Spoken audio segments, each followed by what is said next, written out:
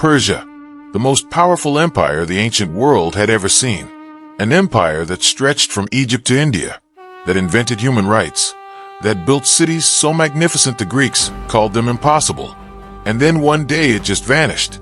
The name Persia disappeared from the map and was replaced by a word most people couldn't even pronounce: Iran. Now most people think Persia simply changed its name to Iran, like a company rebranding itself. But that's not what happened. Not even close. The real story involves a 2,500-year-old secret, a king who wanted to rewrite history, a disturbing connection to Nazi Germany that nobody talks about, and a decision so controversial that Iranians themselves are still fighting about it today.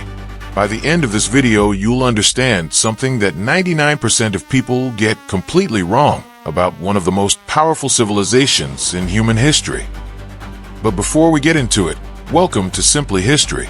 If you're new here, we break down the most fascinating and misunderstood events in history and make them simple to understand. If you enjoy this video, hit that subscribe button and turn on notifications so you never miss a story. And do me a favor right now. Drop a comment below telling us what country you're watching from and what time it is where you are. We love seeing how far this community reaches around the world. Now let's get into it.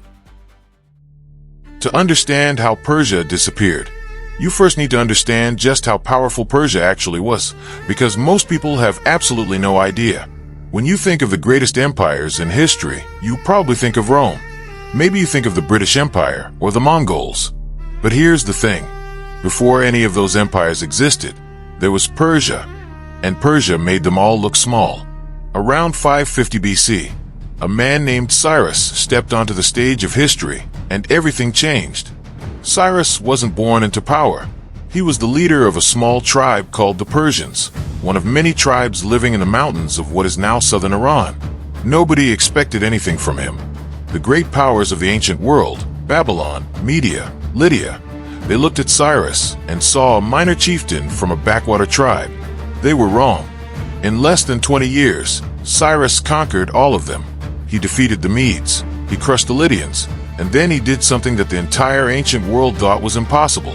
He conquered Babylon, the greatest city on earth, without even fighting a battle. He diverted the Euphrates River, marched his army through the dried riverbed under the city walls, and took Babylon in a single night. The Babylonians woke up to find Persian soldiers standing in their streets, and their king already captured. But here's what made Cyrus different from every conqueror before him. He didn't burn the city. He didn't enslave the people. He didn't destroy their temples or ban their religions. Instead, he freed them. He freed the Jews, who had been held captive in Babylon for 70 years, and told them to go home and rebuild their temple. He issued what historians call the Cyrus Cylinder, a clay document that many scholars consider the first declaration of human rights in history. It declared that all people under Persian rule were free to practice their own religion, speak their own language, and maintain their own customs. This was 2,500 years ago. No empire had ever done anything like it.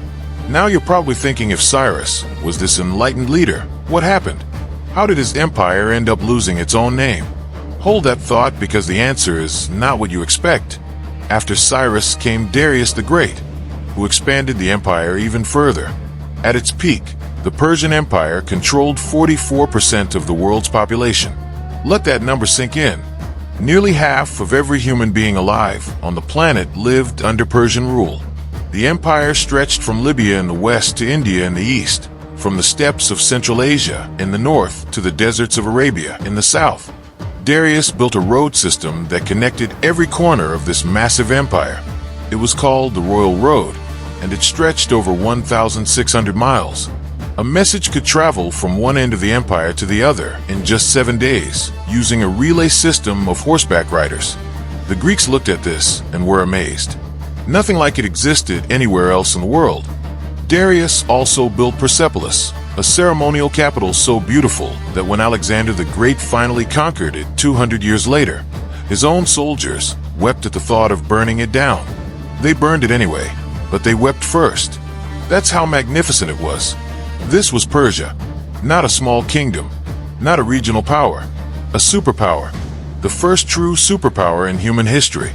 and its people called themselves by a name that most people today have never heard. They didn't call themselves Persians. They called themselves something else entirely. And this is where the mystery begins.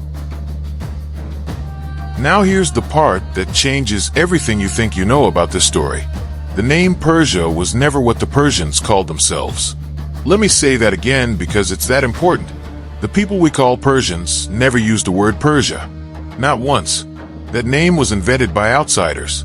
The ancient Greeks had contact with a specific Persian tribe from a region called Pars, or Fars, in the southwest of modern Iran. The Greeks took that regional name, Pars, and applied it to the entire empire. They called it Persis, which later became Persia in Latin, and then Persia in English. But the Persians themselves? They had a completely different name for their land. They called it Iranian, which means land of the Aryans. And over the centuries, that word evolved. Iranian became Aran, which became Iran. Now you're probably thinking, wait, Aryans? Like the Nazi Aryans? And yes, that connection is real, and it's one of the most disturbing chapters in the story. But we'll get to that, because when you hear how that connection was used, it will change how you see this entire name change. So here's the critical point that most people miss entirely. Iran is not a new name. Iran is actually the original name. The name the people of that land have been calling themselves for over 2,500 years. Persia is the foreign name, the name that outsiders gave them. Historians call this the Great Name Confusion, because for thousands of years, the Western world knew this civilization by one name, while the civilization knew itself by a completely different name. Imagine if the entire world called America by a completely different name for 2,500 years, and Americans had no idea. That's essentially what happened with Persia and Iran. But here's where it gets really interesting. If the people always called themselves Iran internally, why did the rest of the world only find out about it in 1935? What happened in 1935 that forced the world to stop saying Persia and start saying Iran? The answer involves one of the most ambitious and controversial leaders in Iranian history, and his story is far darker than most people realize. His name was Reza Khan, and he rose to power in a way that would have made the ancient Persian kings proud, through pure ruthless ambition.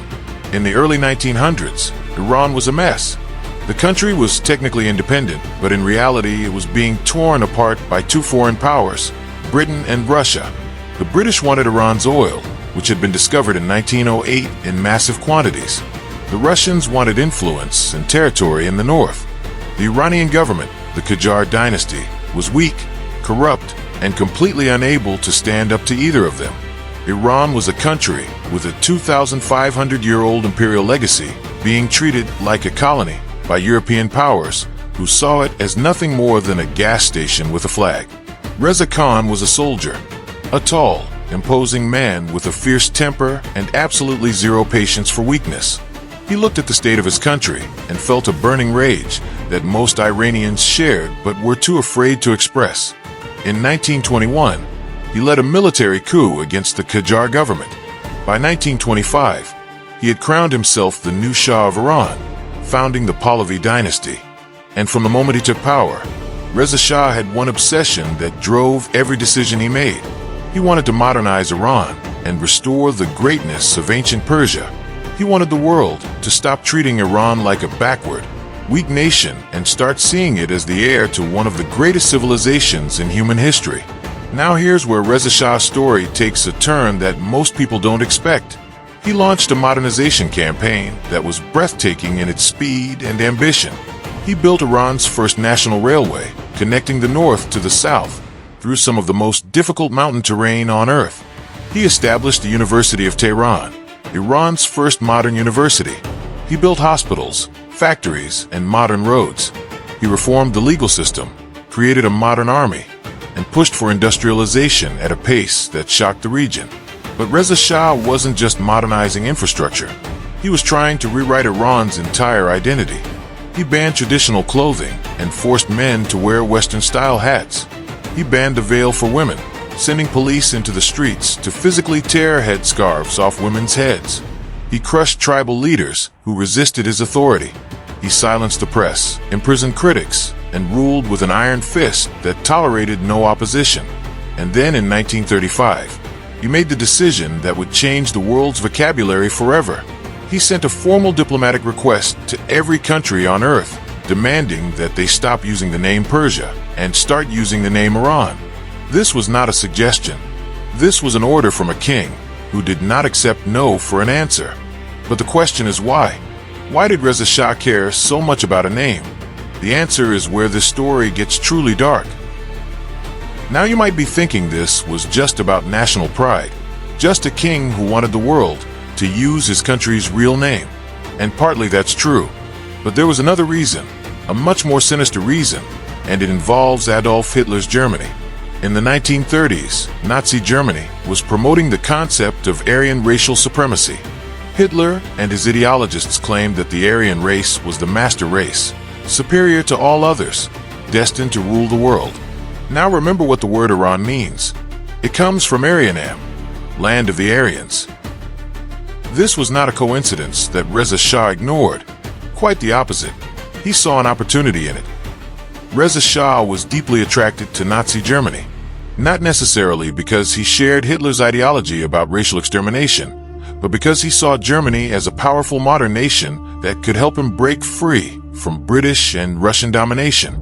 Germany was a counterweight, a third option, a powerful ally that wasn't Britain and wasn't Russia. And the Nazi connection to the name Iran was useful. By officially changing the country's name to Iran, land of the Aryans, Reza Shah was making a statement to the world. We are not some backward Middle Eastern country. We are Aryans. We have a direct connection to the master race that the most powerful nation in Europe is celebrating. We are their equals. Historians call this the Aryan card, and Reza Shah played it deliberately.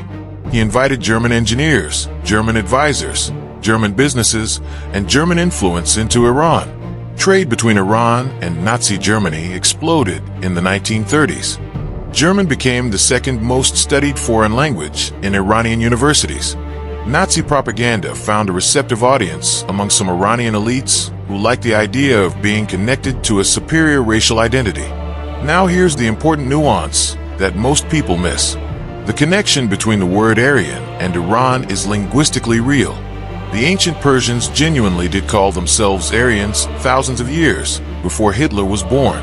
The word Aryan originally had nothing to do with race in the way the Nazis defined it. It was an ancient term meaning noble or civilized, and it was used by various Indo-Iranian peoples to describe themselves. Hitler stole the word and twisted it into a racial category that the original Aryans would not have recognized. But Reza Shah saw the connection between Iran's ancient name and Nazi Germany's ideology, and he leaned into it rather than away from it. And that decision stained the name change with a darkness that still makes some historians uncomfortable today. But here's where it gets even more complicated. The Nazi connection eventually destroyed Reza Shah himself. When World War II broke out, Britain and the Soviet Union were terrified that Iran's oil fields would fall into German hands. In 1941, British and Soviet forces invaded Iran, crushed its military in a matter of weeks, and forced Reza Shah to abdicate his throne. They literally dragged the king off his own throne and exiled him to South Africa, where he died alone 3 years later. The man who changed the name of Persia was destroyed by the very geopolitical games he tried to play. But the name stuck.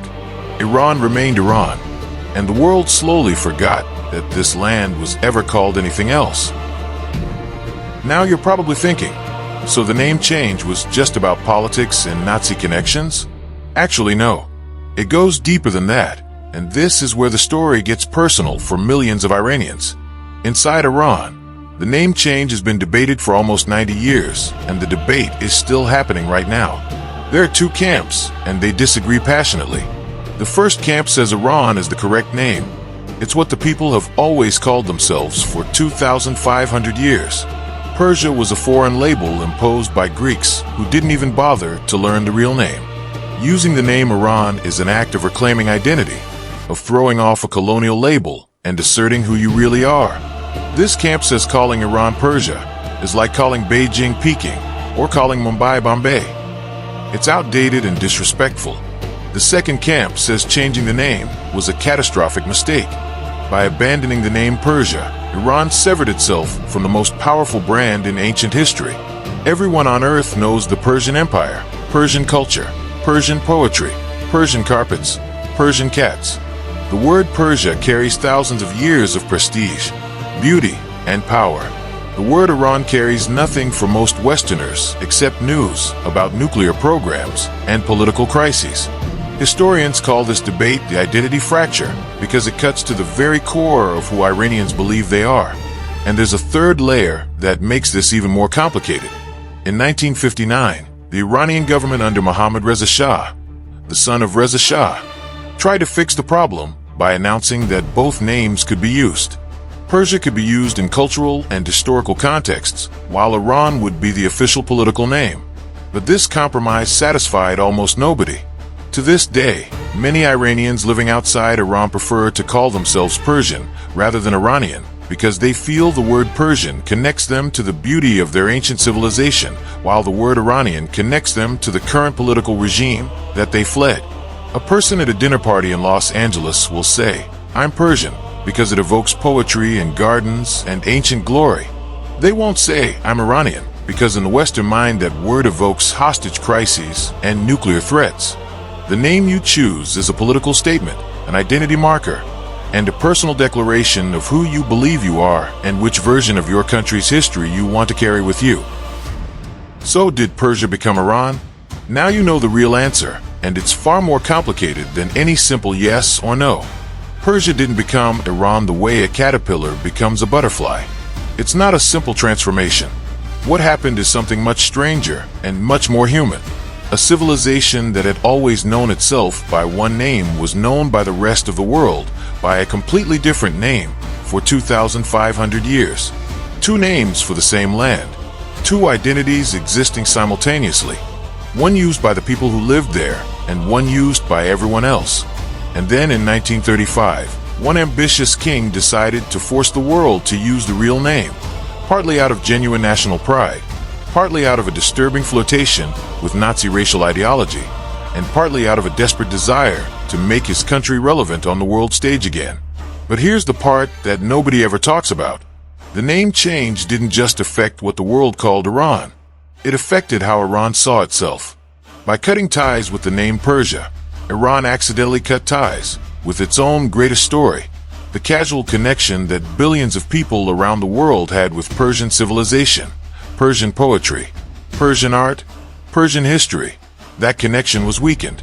When you say Persia, people think of Cyrus the Great, of golden palaces, of poetry by Rumi and Hafez, of gardens and beauty, and one of the most magnificent civilizations ever built.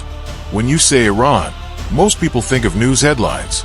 And that gap between what Iran is and what the world thinks Iran is, that gap might be the most tragic consequence of a name change that happened almost 90 years ago. The land is the same. The mountains haven't moved. The rivers still flow. The descendants of Cyrus the Great still walk those streets, still read Rumi's poetry, still carry 2,500 years of civilization in their blood. Whether you call it Persia or Iran, it remains one of the most extraordinary places on Earth. A place that gave the world human rights before any other civilization thought of the concept. A place that produced some of the greatest art, science, and literature humanity has ever known. A place whose identity was shaped and reshaped by empires, kings, revolutions, and the simple power of a name. Persia didn't die. It didn't disappear. It didn't transform into something else. It's still there, right beneath the surface, waiting for the world to remember. If this video changed how you see Iran and Persia, subscribe to Simply History.